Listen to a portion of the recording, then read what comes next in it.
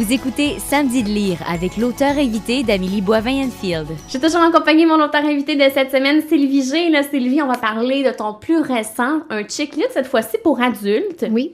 Pourquoi avoir décidé d'écrire pour les adultes après avoir écrit autant pour les adolescents? En fait, ça s'est fait naturellement. C'est pas un choix de dire j'ai envie d'écrire pour les jeunes. En fait, à la base, oui, je voulais écrire pour les jeunes, mais ensuite, j'ai découvert l'écriture. Je suis tombée en amour avec l'écriture et j'ai juste eu envie d'écrire, peu importe ce que c'était. Pas celui-là, mais un autre chick-lit que j'ai écrit. Je l'ai écrit suite au décès de ma belle-mère. Je l'ai dit, je choisis l'humour pour passer à travers des choses dans la vie et j'avais envie de rire, tout simplement. Et je me suis dit, est-ce que je peux écrire quelque chose de drôle? Alors, j'ai écrit un roman et j'ai ri. J'ai vraiment, vraiment beaucoup ri. Ça a été une thérapie pour moi. Est-ce que ça va être publié? Ah, mais celui-là, il est laissé, c'est Andy. Ah, OK. C'est Andy. Et là, j'ai attrapé la piqûre de l'écriture et de l'humour, d'écrire pour que ce soit drôle. Parce que, évidemment, bon, on espère que le lecteur va rire, mais moi, à la base, là, je suis vraiment égoïste dans mon écriture. Là. J'écris pour moi, j'écris pour le fun. Donc, Laisse tomber les surnoms gays, c'était comme la suite de ça. La chick-lit, je l'écris pour me faire du bien, pour me faire plaisir. De la même façon qu'on écoute un film, ça me fait du bien. J'écris, je pars dans mes histoires, je tombe en amour avec mes personnages. Je dois faire le deuil à la fin parce que non, il n'est pas avec moi, il est avec mon héroïne. Donc, pourquoi écrire pour les adultes? Il n'y a pas de raison. J'écris pour écrire. Puis, ça se dessine, quand je décide les personnages, bon, mais ça donne qu'ils sont plus vieux ou plus jeunes. Puis c'est ce qui va déterminer pour quelle clientèle ce sera. Mais c'est pas que je me suis dit, bon, ben je veux écrire pour les adultes. Je l'écris pour le fun. Parlons-en de ton héroïne, Maëlie. Oui, la belle Maëlie. Qui est complètement désillusionnée de la vie amoureuse, qui est en peine d'amour. Qui est en peine d'amour, qui vient de se faire laisser par son chum qui l'a trompée. Et qui a connu une difficulté importante au travail. Elle est désillusionnée sur les hommes en général. Elle fuit les hommes. Et malheureusement, c'est pas facile pour elle. Elle rencontre toutes sortes de monde. Et par malheur, elle se retrouve sur une plage en vacances. Elle essaie de décrocher, mais par malheur, elle tombe sur un beau beach bum, le beau Edward. Donc, évidemment, elle se sauve en courant. Non, il n'y en a pas question. C'est pas vrai que je vais encore me faire briser le cœur. Elle sait que c'est dangereux parce qu'il est exactement le gars dont elle rêve. Là. C'est ça qu'elle veut. C'est exactement ça qu'elle veut. Alors non, il n'y en a pas question. C'est trop tôt. C'est pas vrai. Dorénavant, moi, je vais me servir des hommes parce qu'elle a une amie, justement, qui se sert des hommes. Puis ça a l'air à pas mal... Cristal a l'air à fonctionner pas mal mieux dans sa vie si elle s'accroche pas. Donc, elle se dit, moi aussi, je vais faire ça. Je vais me servir des hommes. Mais Maëlie, c'est une romantique. C'est plus fort qu'elle. Elle tombe en amour. Elle est amoureuse de l'amour. Elle se rend sur son milieu de travail parce qu'elle a aussi un nouvel emploi et elle se rend compte que le fameux beach bum qu'elle a rencontré, ben, c'est son patron. Malheur! Mais c'est parce qu'elle lui a dit plein de choses personnelles parce qu'elle avait trop bu en voyage sur elle, sur qu'est-ce qu'elle pense des hommes et tout ça, ce qu'elle allait faire avec son nouveau patron. Oui, et mon Dieu! Et là, comment se sortir de cette situation-là? Mais heureusement, elle va apprendre que le beau Edward, ça peut fonctionner finalement comme patron parce qu'il est gay.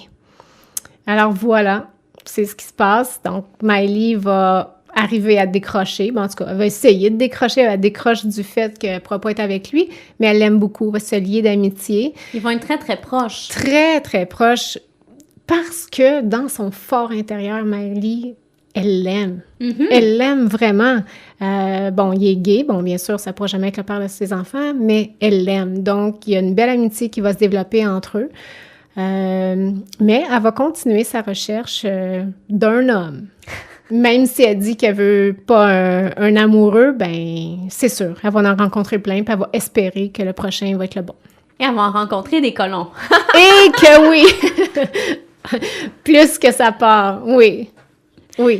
Et malheureusement pour elle, c'est ça qui est dur quand on est célibataire, c'est que toutes ses amies réussissent à se caser avec des bons gars, puis elle est encore la pauvre célibataire du quatuor. C'est comme pas la seule, parce qu'il y en a une autre, mais c'est celle qui veut le plus. C'est ce qu'elle veut, elle, dans la vie, se marier, avoir 2 enfants, un garçon, une fille. C'est déterminé, elle veut sa belle maison, c'est tout décidé d'avance. Elle veut son petit conte de fées.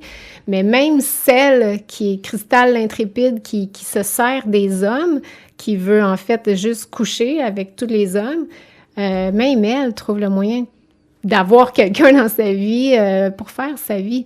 Donc, elle comprend pas pourquoi elle n'a pas cette chance-là.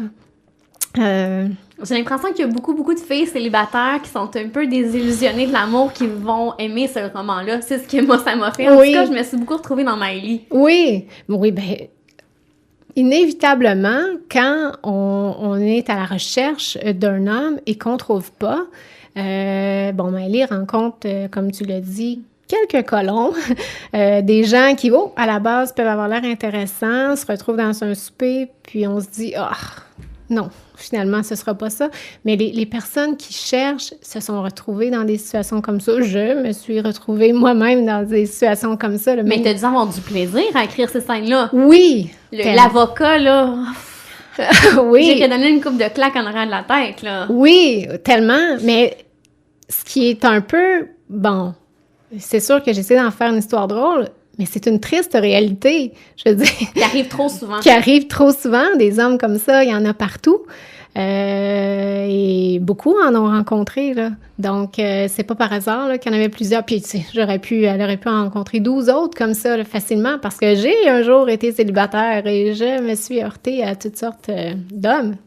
Et est-ce que tu as eu beaucoup de plaisir à l'écrire, ça? Laisse tomber, il est sûrement gay. Tellement, tellement. Et même que ces romans-là, les Chiclets et celui-là en particulier, je les écris très vite. Ah oui? Oui, en fait, c'est sûr que c'est pas de la grande littérature. Fait qu'on s'entend, là, que... Mais c'est de la littérature qui fait du bien, qui se lit rapidement.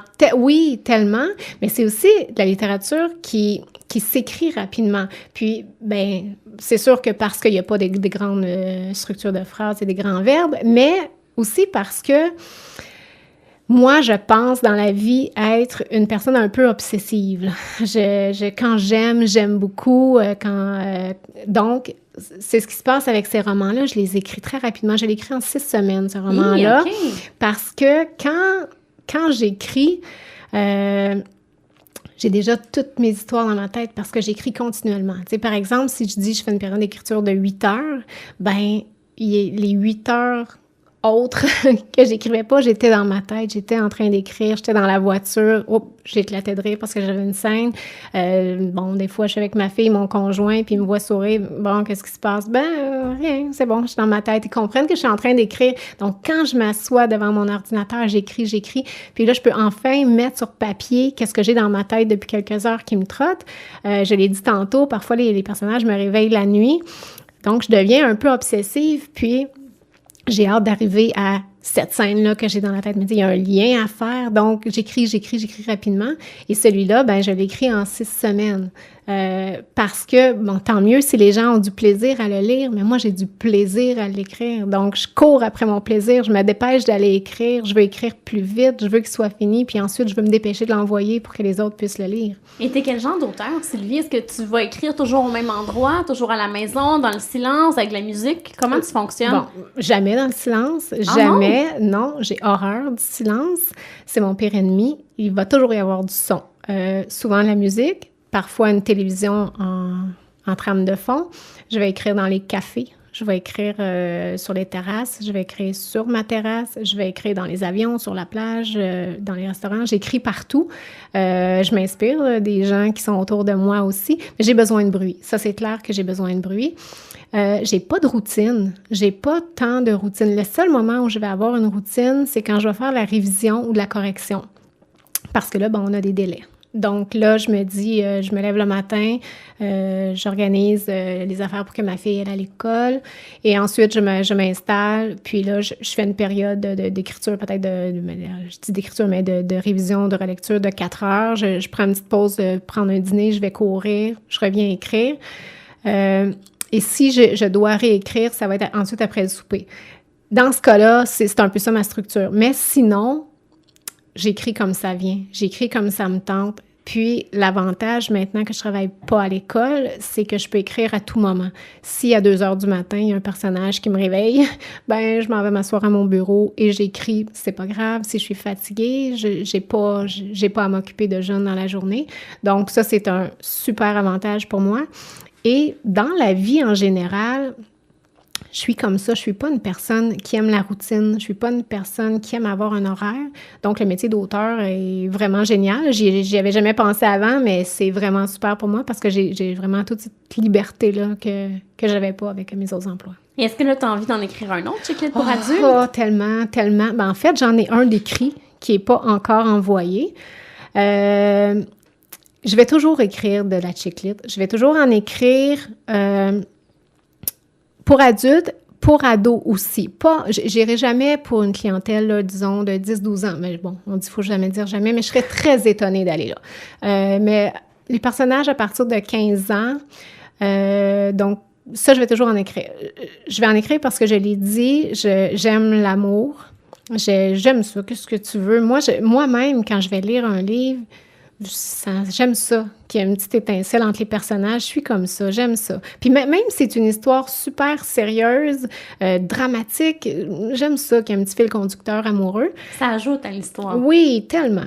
Donc, ça, je vais toujours en écrire. La Chick Lit en soi, bon, c'est drôle. Et ça aussi, ça fait partie de ma personnalité. Même que j'ai envie d'écrire autre chose que de la Chick Lit. Puis je me demande jusqu'à quel point je vais être capable. Parce que tantôt, on parlait, bon, de les enquêtes de Kelly McDade. Puis même si c'est des sujets sérieux, il y a quand même une trame d'humour. Les personnages, les échanges, il y en a toujours. Puis je disais ça à une éditrice à un moment... je finis toujours par faire dire des niaiseries à mes personnages. J'aime les réparties, j'aime ça. Et là, ben, j'ai un paquet d'histoires dans ma tête et il y en a une qui est vraiment une histoire dramatique et j'ai envie de l'écrire. J'ai envie d'écrire cette histoire-là qui serait, selon moi, parce que c'est pas encore écrit, j'ai les personnages et les scènes, mais ce serait certainement 18 ans et plus. Là. Il y aurait de la sexualité, il y aurait de la violence, évidemment pas gratuite, mais ce serait un sujet très lourd. Mais je sais pas si je vais arriver à le faire parce que je vois pas comment je peux mettre de l'humour parce que en fait, avec cette histoire-là, je voudrais que ce soit un message percutant, sérieux. Mais je l'ai jamais fait. Donc, je sais pas si je vais arriver à le faire. Peut-être que je vais l'écrire puis que je vais juger que c'est pas assez bon pour l'envoyer à un éditeur, mais je dois l'écrire. Ça doit sortir de ma tête. Si tu me permets, Sylvie, on s'arrête et au retour, on parle de ton coup de cœur littéraire. Oui.